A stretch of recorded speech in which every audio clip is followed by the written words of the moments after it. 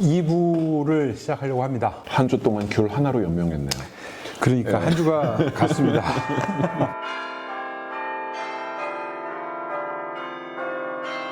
지난 시간까지 70년대 두서없이 70년대 얘기를 했고 보시는 분들이 좀 혼란스럽지 않기를 바랄 뿐이고요. 짧은 시간 동안에 너무 그러니까 막 짧은 얘기를 시간에 해가지고 막 하려니까 두서없이 그냥 80년대 분위기를 보니까 전두환 노태우의 군사 독재 시대였다. 예. 미디어가 발전하기 시작했다. 이게 두 가지가 이제 포인트인 것 같아요. 책이 아니라 이제 TV가 컬러 TV의 시대가 열리고 그렇죠. 바로 그 일본의 애니메이션들이 막 들어오더라고요. 그리고 이제 외화가 이제 여기 또 이제 온 가족이 함께 볼 수 있으니까. 외화. 그래서 SF 쪽 관련해서는 그 유명한 V가 있고 책 쪽에서도 아서 클라크, 레이 브래드버리의 화성연대기, 그 다음에 반 보그트라는 사람이 쓴 에일리언도 있나? 아니요. 스페이스 비글이 에일리언이에요. 이게 에일리언. 이거를 번안을 해가지고 영화로 만든 게 79년판 에일리언인데 이게. 사실 반 보우트의 스페이스 비글 시리즈 같은 경우에는 처음에 이거 에일리언이랑 관계가 없다라고 얘기를 했다가 반 보우트가 밀고 들어가가지고 유사성이 딱 돼서 이제 원작 인정이 된 자, 거죠. 80년대면 두 가지 얘기를 하죠. 텔레비전 그리고 책. 단순해요. 만화는 일본이 지배했고 외화는 미국이 지배를 했고 그런 거죠. 인형극은 그나마 한국이 지배를 했고 인형극도 있었어요. 많았죠. 인형극이. 그런 거 보면서 자란 세대인데 40대니까 보고 자란 거예요. 텔레비전이 날마다 재밌는 걸 하는 거지. 그 날마다. 당시에 채널 3개밖에 없었잖아요. 그러니까요. 거기 KBS 있었죠. 그렇지. TBS 합병된 KBS ETV 있었고 그렇지. MBC 있었는데 거기다가 KBS ETV 같은 경우는 MBC 같은 경우는 난청 지역에서는 난시청 지역에서 안 나왔어요. 안 나왔어요. 제가 그랬거든요. 상상력이라는 게 자극이고 자극이 물밀듯이 막 들어오는 거 아닙니까? 그렇죠. 80년대 대한민국에 그 영향을 미쳤던 작가나 뭐 작품이나 이런 거 좀 개인적인 취향이시겠지만 찝어주신다면 저는 개인적으로 80년대에 있어가지고 최대의 그 한국 SF 최대의 사건? SF라고 말하기는 좀 그렇고요. 한국 장르문학계에 있어가지고 최대의 사건이라고 생각하는 거는 그 87년에 비명을 찾아서 복걸 나와야지. 비명을 복걸. 찾아서 나와야지. 지금의 정치적 스탠스와 사상적 스탠스는 별개로 하고 오케이. 87년에 있었던 그 복거일의 비명을 찾아서와 그 이후에 이분이 썼던 그 SF 소설들은 저는 그 자체만으로는 장르적으로도 그렇고 문학적으로 인정받을 가치가 있다고 저는 봐요. 제가 뭐 감히 이런 말씀을 드리는 건데 아는 것도 없는 주제에 87년 같은 경우에는 이제 미국에서는 로보캅이 개봉을 했고요.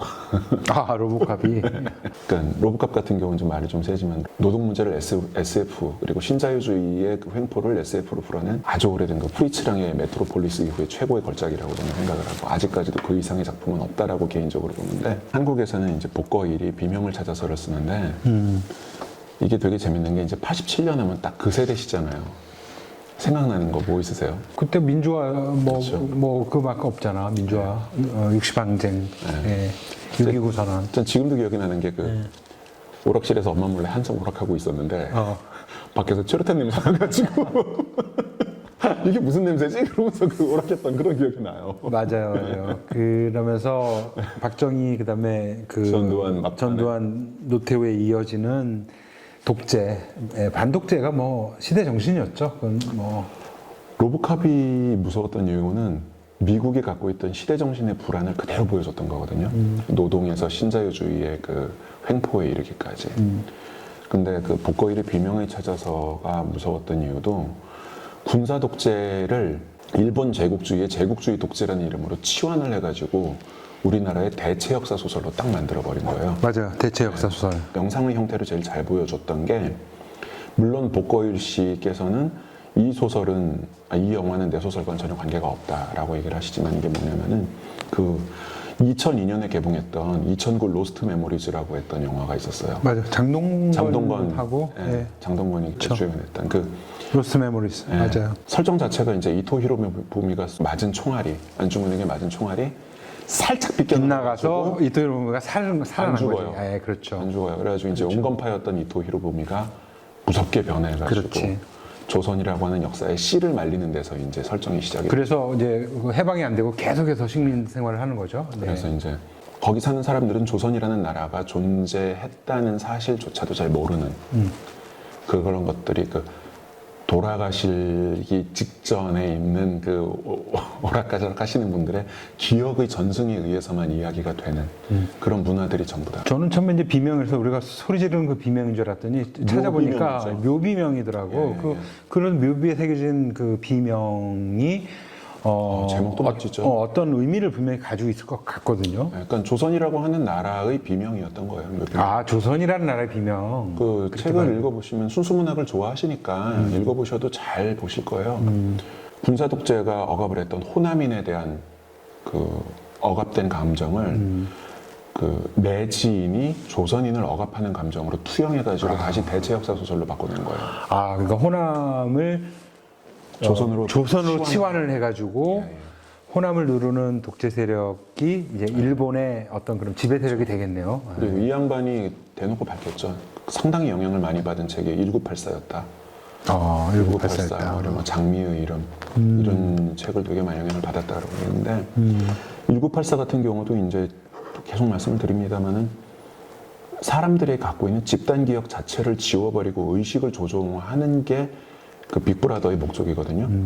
그런 것처럼 오케이. 조지 오웰의 그렇죠. 1984를 말하는 거죠. 예. 그 말 나온 김에 제 기억에 네. 세종문화회관에서 1984를 연극으로 했어요. 1984년 1월에.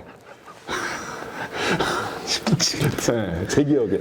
본인 나이가 그때 몇 세종문화회관이나- 살이라고 이걸 기억을 해. 미치겠네. 그 당시에 어린 태어나기 나이였어. 전인 것 같은데.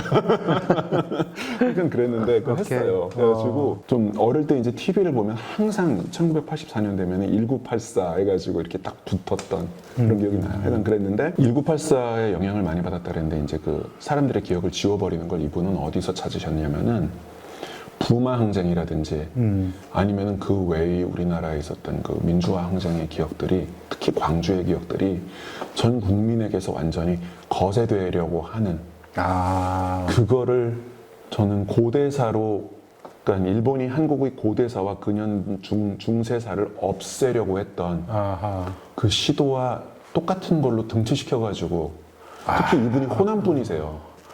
그렇게 말씀하시니까 액면 뒤에 분명히 히든 네. 본래 뜻이 있었다고 해석이 될 수 있는 거네요. 지난 시간에 1970년대 얘기를 하면서 일제강점기를 지나면서 상당히 그 위축되어 있는 민족적인 자존심, 네. 열등감을 극복하고자 하는 그런 의지, 그 코드로 우리가 얘기를 나눴었는데 오늘 90년대 얘기를 하면서 복거일, 특히 복거일의 비명을 찾아서 얘기를 하면서 외향적으로는 굉장히 외화가 범람하고 서양 문물들이 들어오고 또 경제적으로도 많은 이제 성과를 윤택해졌죠. 이루고 네. 민주적으로도 민주화를 또 이루고 이러면서 시대정신 코드가 좀 바뀌어서 열등감 극복보다는 이제는 그동안 우리를 눌러왔던 독재에 대한 한 거죠. 그렇죠. 저항과 한 거.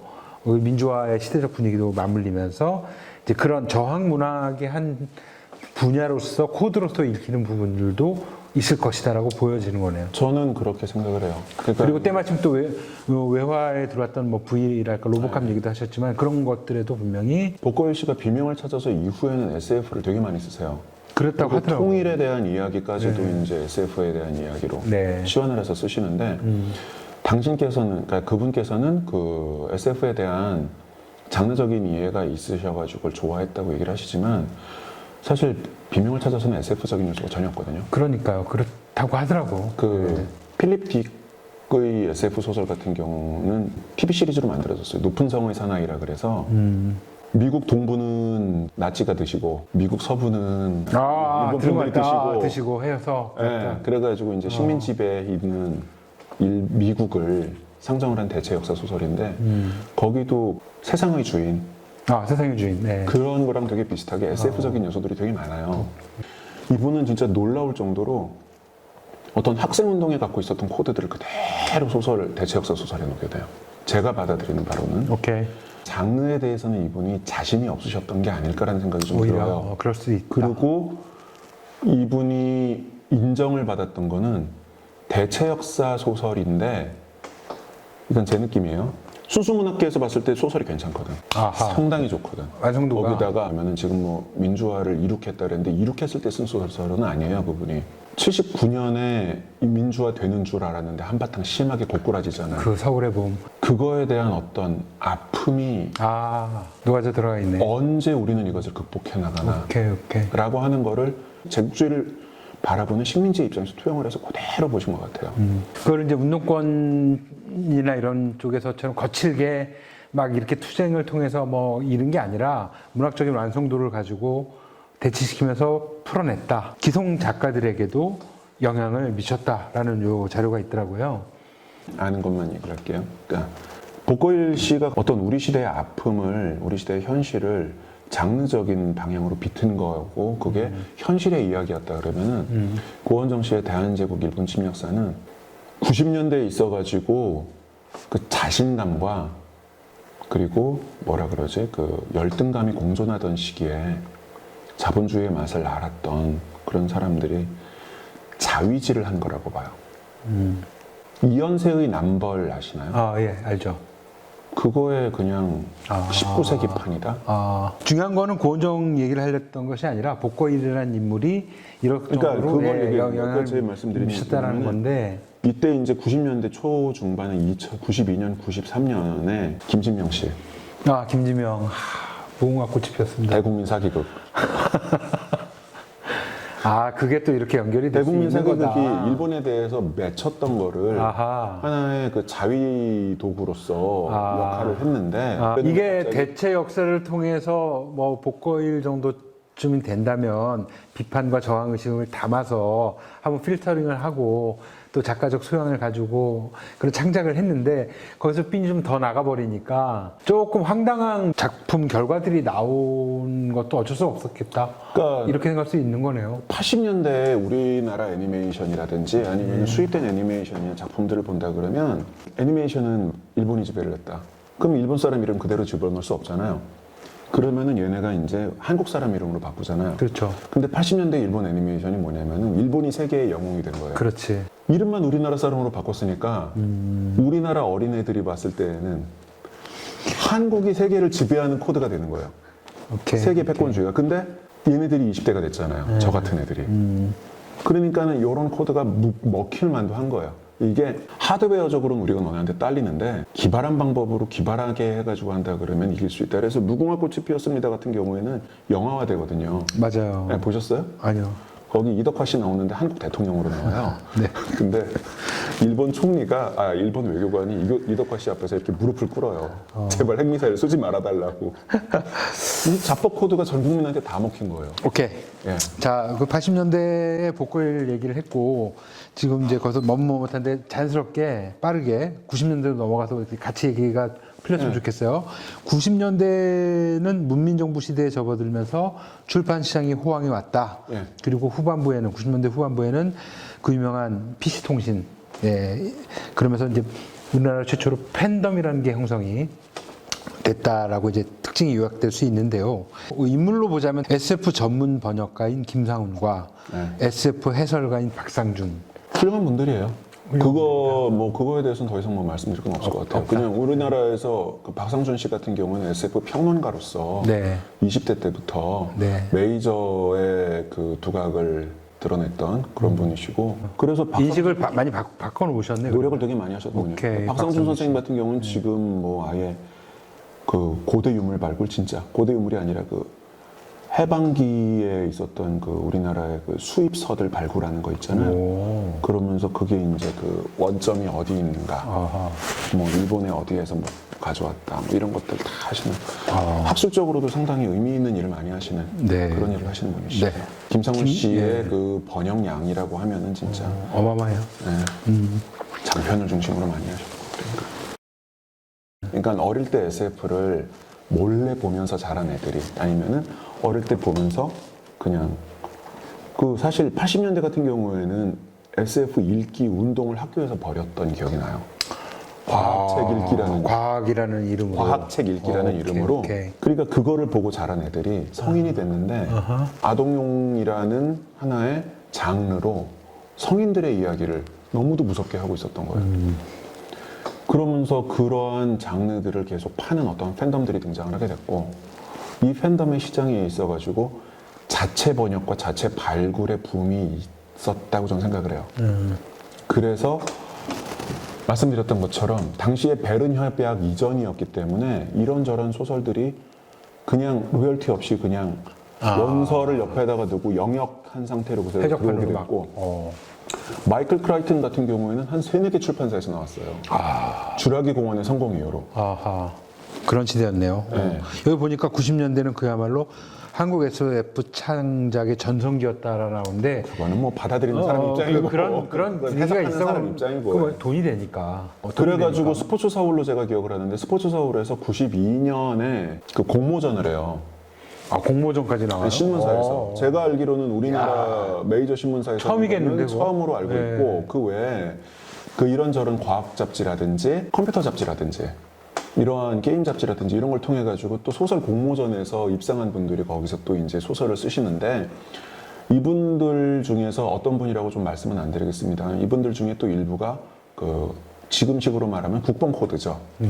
2000년대 이후 세계 최강의 국가가 되어 있는 대한민국. 코드 까지는 아까부터 아니더라도. 계속해서 막 물려서 들어오네요. 그걸 가지고 이제 소설을 썼는데 오케이. 그거를 가지고 또 이제 뭐 장사라면 장사를 할까? 결국 이런 것 같아요. 그 수요와 공급의 논리에 따라서 수요가 계속 늘어났던 거야. 애들이 그 70년대, 80년대 그 자라면서 미디어를 통해서 뭐 책을 통해서 그러다 PC통신이라는 게 열리고 팬덤까지 형성이 되니까 이제 수요가 만빵이 된 거지. 그러면 공급이 이제 관건이 된 거지. 근데 그 국뽕 코드에 대해 가지고 80년대 때 돌 던지던 양반들이 아니면은 뭐 돌 던지던 선배들을 보던 분들이 국뽕에 대해서 까기 시작하면서 당시에 있었던 포스트 모더니즘이라고 하는 장르와 결합돼 가지고 나름의 그 문학적 가치가 있는 깊이 있는 소설들을 써내지 않았나 싶어요. 저는. 그러면서 재밌는 이제 여기 해석이 있어요. 그래서 출간 자체도 상당히 많이 이루어졌는데 이 재밌는 게 뭐냐? 이는 구사회주의권의 몰락과 급진적인 학생 운동의 쇠퇴로 갈 길을 잃은 인문사회과학 출판사들이 새로운 아이템을 찾아서 그 얘기는 헤맬 수밖에 저도 없었다. 들었어요. 예. 그 얘기는 저도 이런 들었고, 분석이 있더라고요. 네, 예. 그 얘기는 저도 들었고 그거 되게 비슷했던 게 2000년대 후반에 출판 시장 한번 심하게 고통을 겪으면서 저거 팔아서 돈 되겠어? 싶은 책들이 들어오기 시작했다는 얘기도 좀 들어요. 그러니까. 근데 아마 여기 우리가 SF 얘기를 하니까 그렇지 아마 이때 아마 판타지 쪽도 많이 나갔을 거야. 무협지. 틀림없이 판타지도- 안 봐도 뭐 그렇잖아. 제가 판타지라는 장르를 처음 알게 된 게 이때였거든요. 그러니까.